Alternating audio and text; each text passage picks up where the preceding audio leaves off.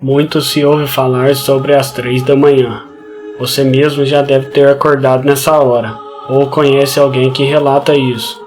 Muitas teorias têm surgido acerca desse horário, que para muitos é um tanto quanto sombrio, e abre palco para muitas teorias e conclusões místicas acerca disso. E de fato, existem muitas coisas curiosas acerca dessa hora da madrugada, que nos faz também refletir um pouco e encontrar alguma explicação plausível para tamanha coincidência, sem sair do contexto bíblico e sem apelar para outras teorias que não são pautadas na doutrina cristã. Eu te convido para juntos analisarmos e refletirmos em alguns textos bíblicos que deixam um rastro de curiosidade acerca desse horário. Como por exemplo, seria mesmo 3 da manhã um horário sombrio? Horas mortas como muitos dizem? E por que levantamos muitas vezes nesse horário? Seria alguma mensagem de Deus? Então vamos esclarecer tudo sobre esse horário e deixar claro que não é uma doutrina, mas vários textos que indicam que esse horário na Bíblia pode nos dizer alguma coisa. Eu sou André Silva e antes de começarmos, te peço por favor que deixe seu joinha, se inscreva no canal e ative o sininho para acompanhar nossos vídeos que te edificarão na caminhada com Cristo. Amém? A primeira teoria é a inversão maligna. Abramos em Marcos capítulo 15, do verso 34 ao 37. Por volta das 3 horas da tarde, Jesus bradou em alta voz: Eloi, Eloi, lama sabachthani, que significa: meu Deus, por que me abandonaste? Quando alguns dos que estavam presentes ouviram isso, disseram: ouça, ele está chamando Elias. Um deles correu, embebeu uma esponja em vinagre, colocou-a na ponta de uma vara e deu-a a Jesus para beber. E disse: deixe-no, vejamos se Elias vem tirá-lo daí. Mas Jesus, com um alto brado, expirou. No texto, podemos ver que o horário da morte de Jesus foi às 3 horas da tarde. E muitos tomam a teoria de que Satanás, famoso por inverter as coisas cristãs, como forma de blasfêmia, teria invertido o horário da morte de Cristo, nos levando às 3 da manhã. E é típico dele usar dessas artimanhas. Usou a trindade satânica, que é diabo, anticristo e falso profeta, para distorcer a trindade divina, Deus, Jesus e Espírito Santo. Outro exemplo é o número 7, descrito na Bíblia como o número da perfeição, e Deus descreve várias coisas com esse número, como os 7 Espíritos de Deus, as 7 taças da ira de Deus e os próprios dias da semana que foram criados por ele. E Satanás mais uma vez vem com sua inversão maligna, tomando para si o número 666, 3 vezes insultando a Deus, tornando assim seu horário favorito, e segundo essa teoria, poderia ser motivo de paralisias do sono e muitas outras atuações malignas na vida de um indivíduo, o que não se pode afirmar com certeza, mas também não podemos descartar a possibilidade, pois é certo que existem muitos mistérios espirituais que ainda não temos ciência, mas devemos sempre aprender e, através da Bíblia, analisar todos os fatos. A segunda teoria é a aflição emocional. Vejamos em Mateus, capítulo 14, verso 24. Todavia, o barco já estava longe, no meio do mar, sendo fustigado pelas ondas, pois o vento era contrário. Na 4ª vigília da noite, foi Jesus ter com eles, andando por sobre o mar. Quando os discípulos o viram, andando sobre as águas, ficaram aterrorizados e exclamaram: é um fantasma, e gritaram de medo. Mas imediatamente Jesus lhes disse: tende bom ânimo, sou eu, não temais. Também pode ser entendido como um horário de aflições. No texto, há uma curiosidade de que na 4ª vigília da noite, Jesus foi ao encontro dos discípulos, e esse horário se refere de um período entre 3 da manhã e 6 da manhã. Foi um período de densas trevas e de ondas gigantes para os discípulos. Eles chegaram até a gritar de medo, quando viram Jesus no mar. Depois foram acalmados por ele.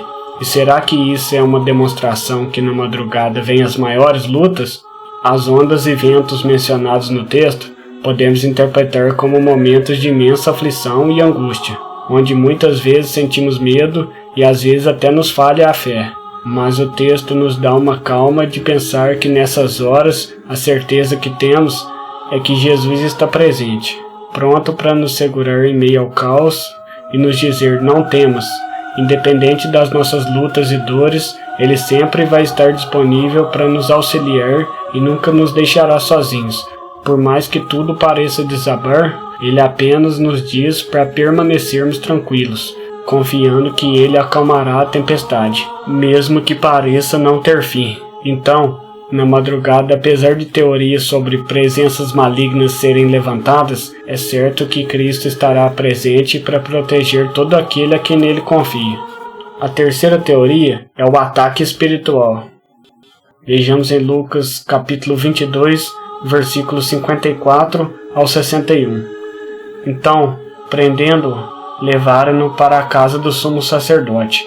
Pedro o seguia à distância, mas, quando acenderam um fogo no meio do pátio e se sentaram ao redor dele, Pedro sentou-se com eles. Uma criada o viu sentado ali à luz do fogo. Olhou fixamente para ele e disse: este homem estava com ele. Mas ele negou: mulher, não o conheço. Pouco depois, um homem o viu e disse: você também é um deles. Homem, não sou, respondeu Pedro. Cerca de 1 hora mais tarde, outro afirmou: certamente este homem estava com ele, pois é galileu. Pedro respondeu: homem, não sei do que você está falando. Falava ele ainda quando o galo cantou. O Senhor voltou-se e olhou diretamente para Pedro. Então Pedro se lembrou da palavra que o Senhor lhe tinha dito: antes que o galo cante hoje, você me negará 3 vezes. Saindo dali, chorou amargamente. Aqui temos a traição de Pedro, negando a Cristo 3 vezes. E muitos afirmam que esse horário foi por volta das 3 da manhã, um momento de muito cansaço para ele, depois de lutar com os guardas e ver Cristo sendo preso. Pedro jurou que nunca negaria a Cristo, mas Cristo já tinha dito antes que ele o negaria 3 vezes. Não fica explícito no texto, mas é certo que ele sofreu um forte ataque espiritual de Satanás, pegando ele num momento muito delicado e expondo suas fraquezas diante dessa grave situação de traição. Apesar de Pedro cair e se encontrar numa situação de vergonha interior, ele se arrependeu amargamente, e vemos em outros textos que Cristo o perdoou e firmou sua igreja sob seu comando. Mas aqui vimos um grande ataque espiritual pela madrugada. A quarta teoria é o fortalecimento espiritual. Vejamos em Lucas capítulo 12, versos 37 e 38.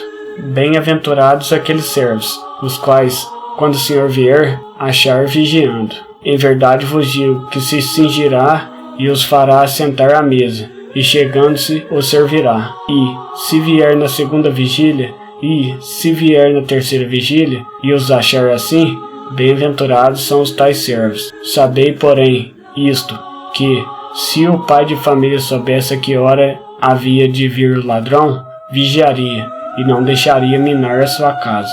Esse versículo fala sobre vigilância, e mais uma vez menciona a madrugada, deixando claro para estarmos sempre atentos. A terceira vigília aqui vai de meia-noite até as 3 da manhã, e é emitido um alerta. Fala sobre o retorno de Cristo, onde devemos estar preparados 24 horas, e na madrugada, caso estejamos acordados, devemos aproveitar esse momento para oração e fortalecimento espiritual. Em Salmos também fala sobre não temermos espanto noturno, que também é um indicativo que a noite já é um motivo de espanto, por haver muito silêncio e sensação de solidão. Pois, como vimos anteriormente, na madrugada também é hora de muita pressão espiritual maligna, mas também vimos que é só clamar que Cristo está presente para nos proteger e nos atender em nossas súplicas, pois o reino espiritual é mais real e atuante no nosso mundo do que imaginamos, e não podemos estar vulneráveis a nenhum ataque espiritual maligno. Temos outro versículo que fala sobre isso, fica em Lamentações capítulo 2, verso 19. Levante-se, grite no meio da noite, quando começam as vigílias noturnas. Derrame o seu coração como água na presença do Senhor. Aproveite então esse momento e apresente sua família, suas lutas, seus objetivos e adore ao Senhor, pois é um momento silencioso onde ninguém pode interromper suas orações.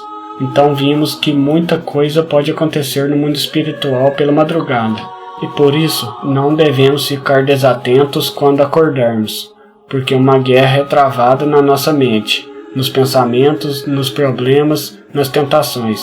E por isso vou deixar esse versículo que fica em Efésios, capítulo 6, verso 11. Revestivos de toda a armadura de Deus, para que possais estar firmes contra as astutas ciladas do diabo. Espero que tenham gostado do vídeo, comente, compartilhe com seus amigos e fique com Deus.